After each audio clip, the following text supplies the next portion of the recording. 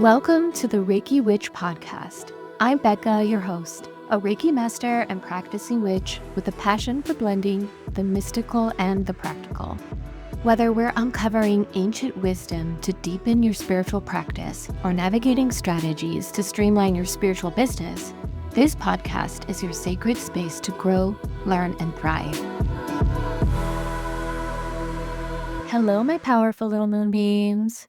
Today, we're going to be talking about your root chakra and how it could be linked to money and career blocks. Now, if you have experienced job loss recently, trouble finding a new job, or maybe you've been working for a promotion, but no doors seem to be opening, or perhaps you own your own business and it's just crickets, no momentum, no clarity, and you're starting to feel stuck. If you're noticing stagnancy around money, career, business, even your home life, or any of the physical foundations of your world, and you're doing everything in your power to improve them, but nothing seems to shift, then it might be related to your root chakra. When I notice blocks in my business, my finances, my home life, or family relationships, I go straight to my root chakra. As spiritual practitioners, it's so easy to stay floating up in the upper chakras, that's your crown, your third eye, your heart, and then forget to tend to our lower energy centers. But that root, that's your anchor. That's your foundation in the 3D world, and it needs just as much love and care. So if you're feeling ungrounded, stuck, or unsure of your next steps, I want to help you identify whether your root chakra is out of balance and then share some gentle, powerful ways to clear it, replenish it, and get energy flowing again. Let's begin. Okay, so first off, how do you know if you're even dealing with a root chakra blockage or imbalance? Here are some common signs and symptoms to look for. 1, money and career struggles. So this is going to look like constant fear around not having enough money, difficulty holding down a job or feeling unstable in your career, or also it could look like trouble manifesting financial abundance. And then next you have home and safety issues. So this is going to look like not feeling safe in your body or environment, instability in your home life or frequent moving, or deep fear of being abandoned or unsupported. The next type of sign or symptom is going to be your emotional and physical symptoms. So this is going to look like anxiety, especially survival-based anxiety, or feeling scattered, ungrounded, or dissociated. Or it could also be physical issues like lower back pain, fatigue, or immune problems. And then finally, we have disconnection from the body and earth. So this is going to look like neglecting physical needs like rest, nutrition, or movement, feeling disconnected from nature, struggling with embodiment and being fully present. Now remember, root chakra wounds are also often formed in childhood and related to your early experiences with safety, belonging, and being provided for. Healing this energy center often requires tending to the inner child, reconnecting to the body, and creating new foundations of safety. That's going to be physically, emotionally, and energetically. Now, again, if you've tried all of the practical approaches to balancing these areas, if you've done everything right at your job and you still got laid off, if you've been applying like crazy and hearing nothing back, if it always seems to be money in and money out, or if you own a business and you just can't seem to get or keep clients, then we need to look at what's going on energetically. So let's explore what's beneath the surface here. I want you to ask yourself this question. What do you do when uncomfortable emotions start creeping up around money, your career, or your business? Do you feel shame, guilt, frustration, grief? And when these feelings surface, what's your response? Do you push them down? Do you avoid them? Do you jump into gratitude and try to bypass what you're actually feeling? If you're trying to dismiss these emotions or override them with a, quote, positive attitude, it won't work. It might temporarily work, but the effect won't stick because you're not embodying gratitude from a whole spirit. You're not whole. Your spirit is still shattered all which ways.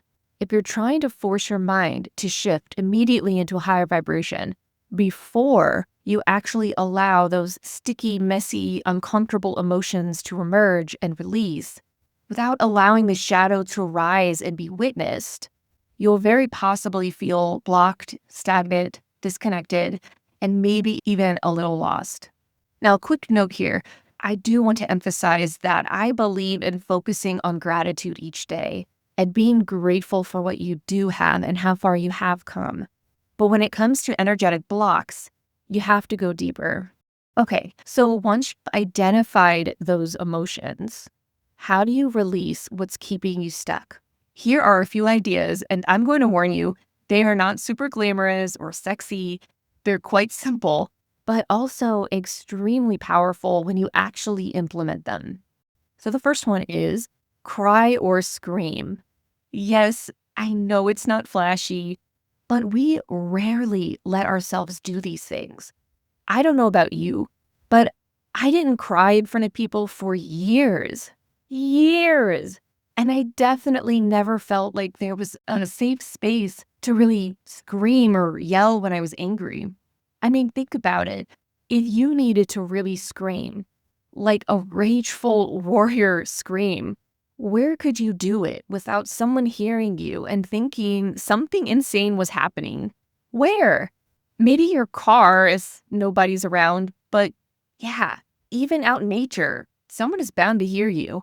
Most parks have people in them.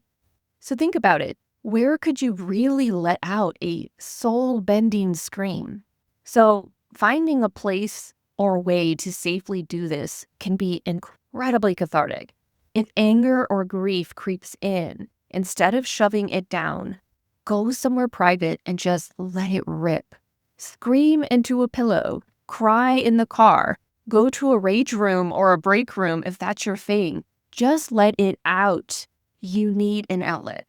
If you don't, it stays lodged in your body, and that stuck energy can block your flow and over time maybe even manifest as a physical illness. And another thing, rage and grief are some of the lowest vibrational frequencies on the emotional spiral chart. If you don't know what I'm talking about, Google the emotional spiral chart. It can help you locate where you are not only on an emotional scale, but a vibrational scale as well. Identifying and acknowledging what your body is feeling is the first step. The second method for releasing these emotions is to move your body or try breath work. There is something insanely powerful about moving your body organically and letting it move how it wants to. Completely shut your mind off and fall into your body and just let it move how it needs to move. Don't try and think about it or dictate how it should look. You're alone. Do whatever you want. Look as creepy, crooked, and weird as you want to.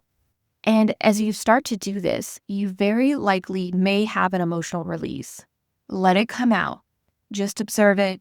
Let it have space to emerge and honor it however it needs to show up. And just a mini warning here. Somatic breathwork and embodiment practices can be a bit advanced, and if you were unsure of how you would handle a heavy emotion that could come up, please start gently or seek out a guide, a teacher, or a facilitator that can help guide you and hold space for you.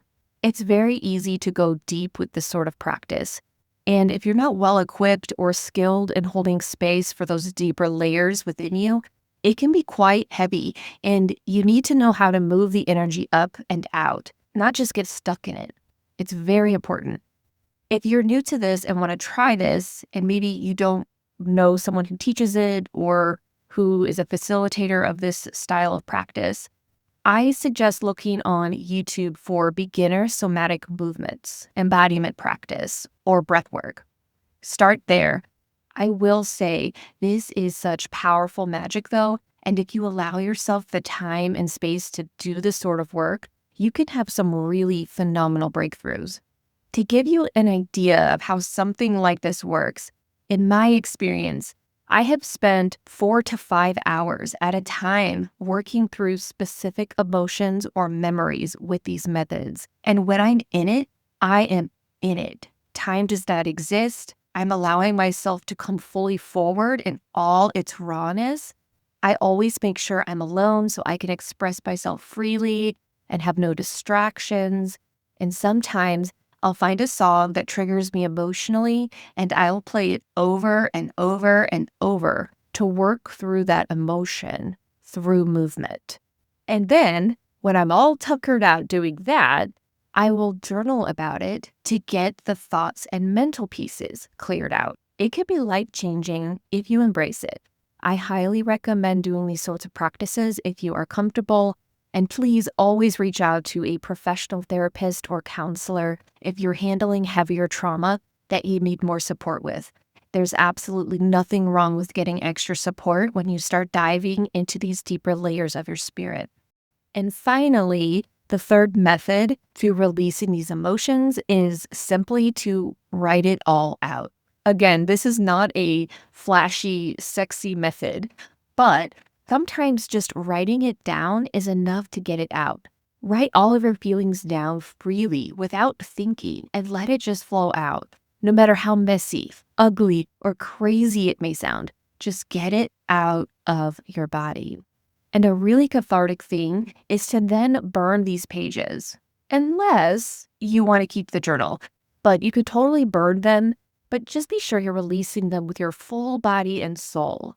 Visualize these thought patterns leaving your body as the pages burn into ash.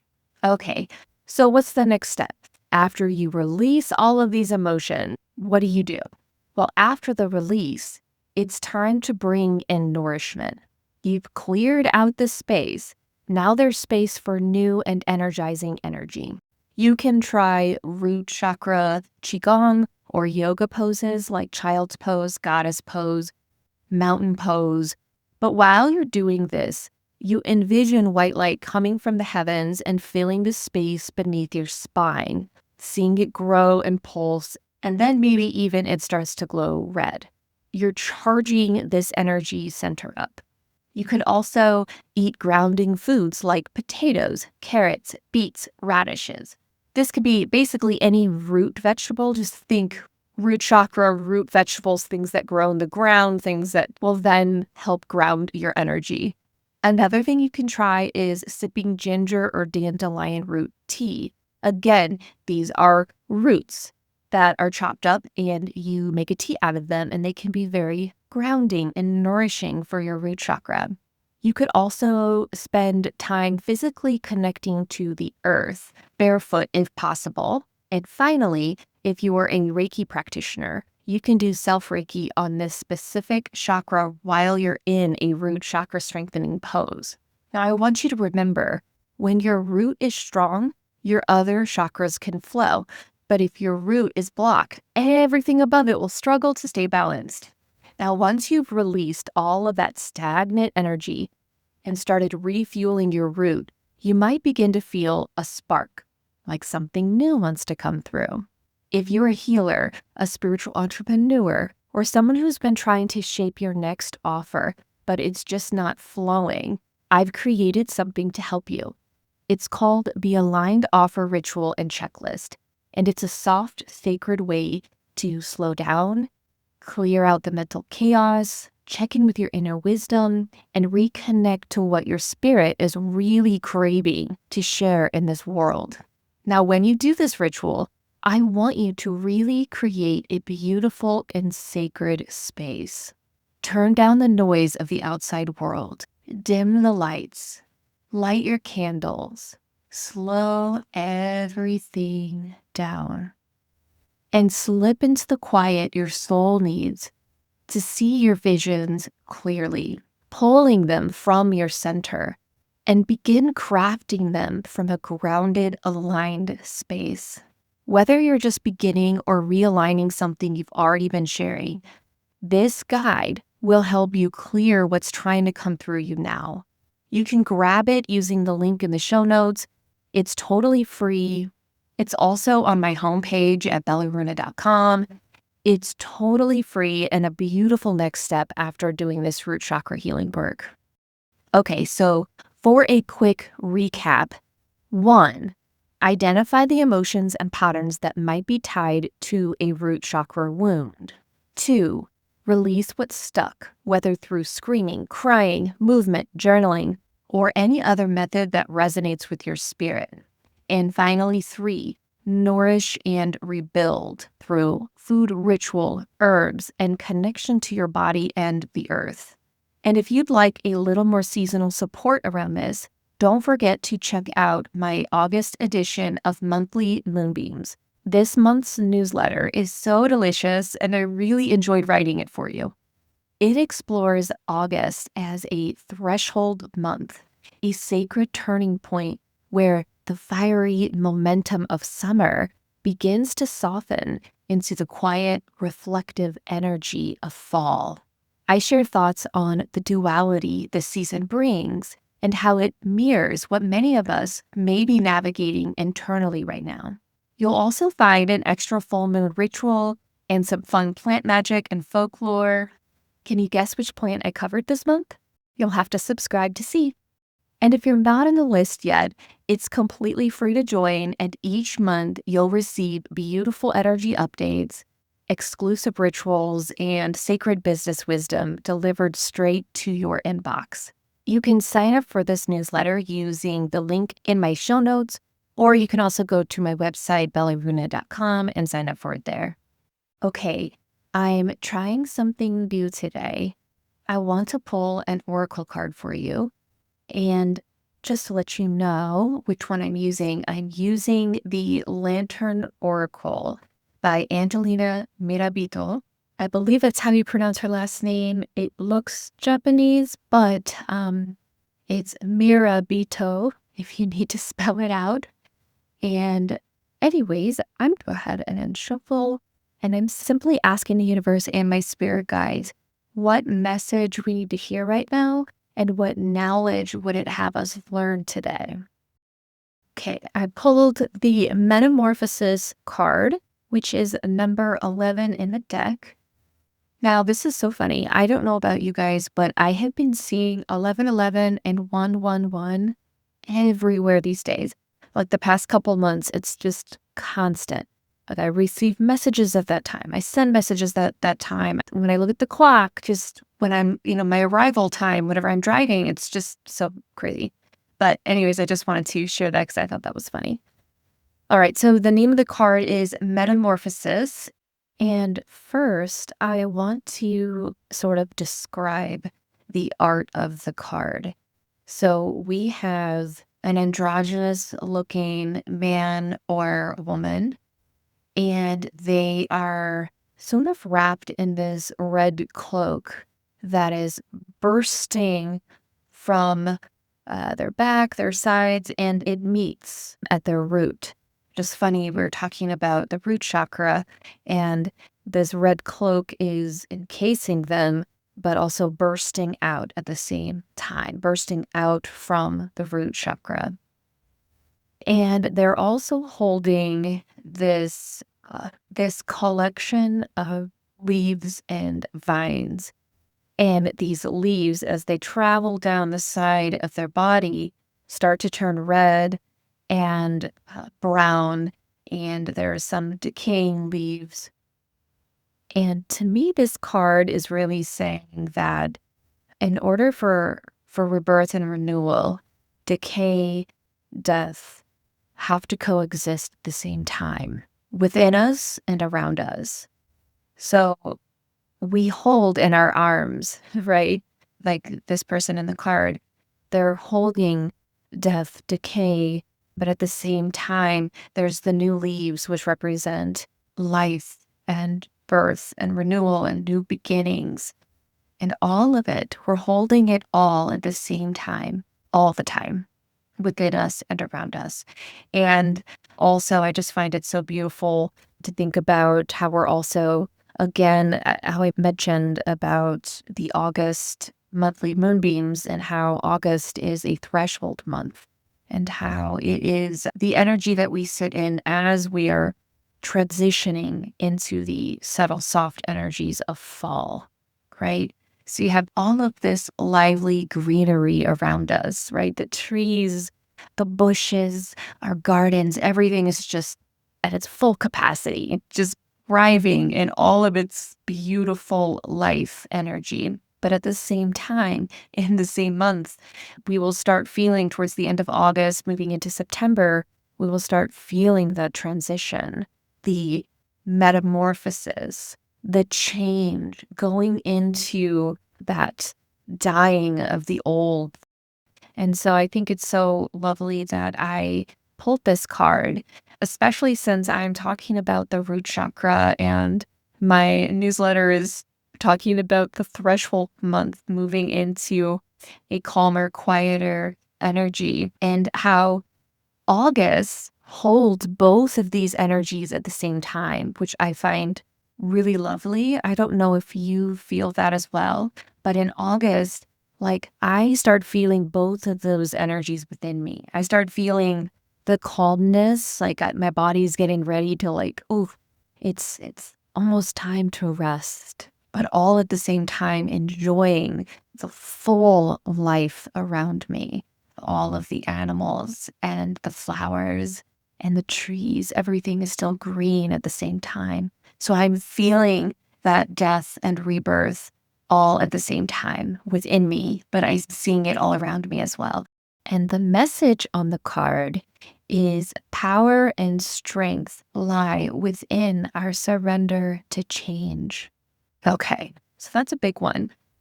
So as we know, change can be hard, it can be scary, and maybe even earth-shattering at times.